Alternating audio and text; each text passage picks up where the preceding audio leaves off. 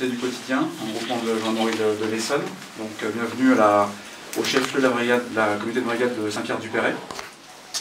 Alors sur le groupement, au cours des différentes réunions de concertation qu'on a pu avoir également avec nous, on a lancé 3 préfigurateurs au niveau sur le groupement, donc la COP de Saint-Pierre-du-Perret, le plateau de Saclay, avec la COP de Gif et la brigade d'Orsay, et sur Porte Sud d'Île-de-France, comme je l'appelle, la COP d'Angerville. Donc tout ça va être expérimenté, analysé, digéré et décliné au sein des différentes unités du groupement. Donc là on est là aujourd'hui pour parler de la COP de Saint-Pierre-du-Perret, donc je laisse la commande de compagnie et le lieutenant préciser, que je ne vous cache pas, préciser d'un point de vue pratique, qu'est-ce qu'on entend par là. Et puis nos moyens également ont été développés, à savoir la main courante gendarmerie et Néogende, que vous avez pu voir déjà depuis presque 2 ans au collectif. Et maintenant, chaque gendarme a sa tablette individuelle. Voilà. Après contrat. Merci. Madame la préfète, mon général, monsieur le maire, déjà bienvenue à la COP de Saint-Pierre-du-Perret, à la brigade de Saint-Pierre-du-Perret. Les locaux sont un peu petits, mais bon, on une demande. Non, il y a un projet. C'est prévu, c'est en cours. C'est bien montré que c'était nécessaire. J'ai l'honneur, donc et le plaisir de vous présenter le dispositif qui va être mis en place donc, dans le cadre de la politique de sécurité du quotidien. Ce dispositif, et ça on tient vraiment à le rappeler, vise à replacer le citoyen au cœur de notre action, puisque la gendarmerie n'existe pas pour elle-même, elle existe pour les femmes et les hommes auxquels on apporte notre sécurité au quotidien.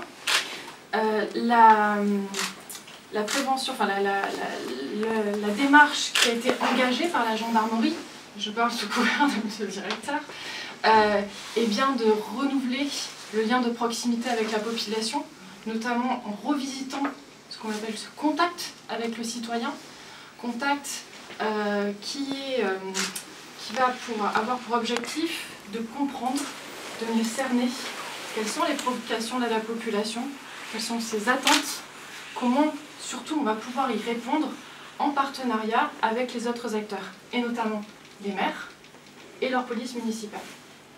Donc depuis le 15 janvier de cette année, la COP de Saint-Pierre a été choisie sur la compagnie d'Evry pour mettre en place la fonction, ce que l'on nomme la fonction contact, en partenariat, donc dans un premier temps sur uniquement le territoire de Saint-Germain-les-Corbeilles, qui sera après, dans très peu de temps, généralisée à l'ensemble des communes de la circonscription.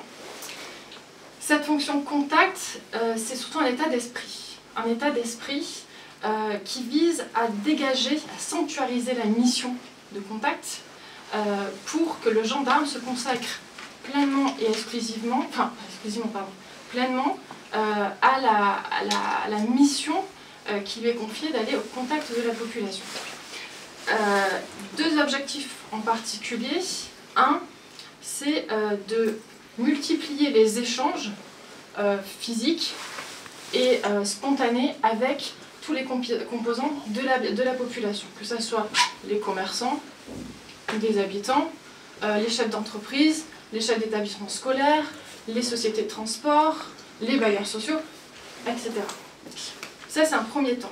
Le deuxième temps, c'est aussi d'être présent sur le terrain à des moments où le sentiment de sécurité peut être un peu faible.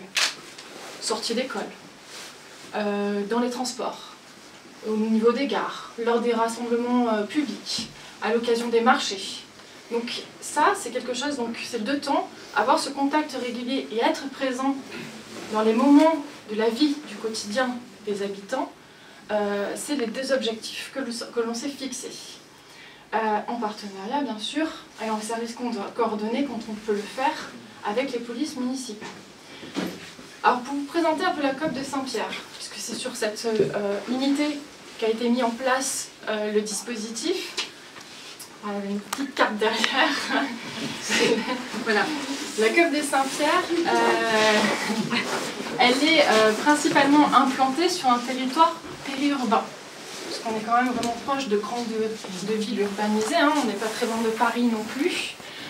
C'est un territoire périurbain qui est compétent sur 7 communes, ça fait environ 37 500 habitants. Également, qui a de nombreux axes, enfin des axes assez majeurs, puisque la francilienne en ouest. Vous avez également la N6 qui est sur l'est de la circonscription.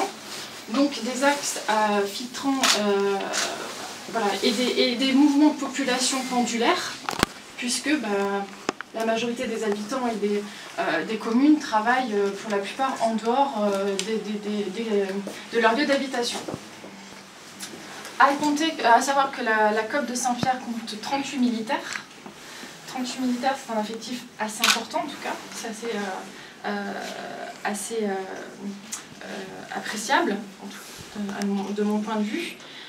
38 militaires qui sont répartis sur 2 unités, Soisy-sur-Seine et Saint-Germain et Saint-Pierre-du-Péry. On a constaté en 2017 environ 1507 crimes et délits, donc une activité quand même assez soutenue.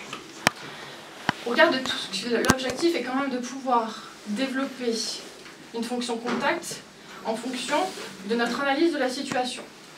Quand on a analysé avec le lieutenant les caractéristiques de notre territoire, on a mis en place une organisation qui s'appuie notamment tout d'abord sur la désignation d'un sous-officier que l'on nomme le gradé contact.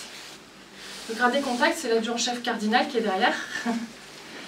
Et ce gradé contact, il a des missions importantes puisque c'est lui qui va essayer de capter et de recueillir toutes les informations, toutes les préoccupations de la population, quelles sont les situations qui pourraient nous être remontées, notamment à travers le dispositif participation citoyenne, à travers la main courante, puisqu'elle a été mise en place en gendarmerie depuis le 1er février, et on vous en présentera après quelques exemples.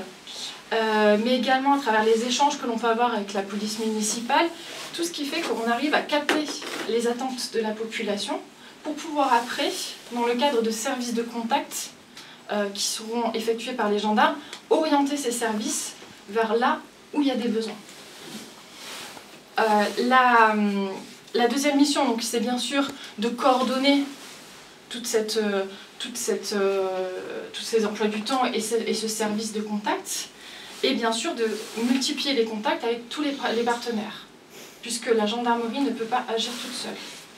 On est sur des situations où on peut des fois, nous, régler les préoccupations des gens, mais parfois on ne peut faire que l'interface.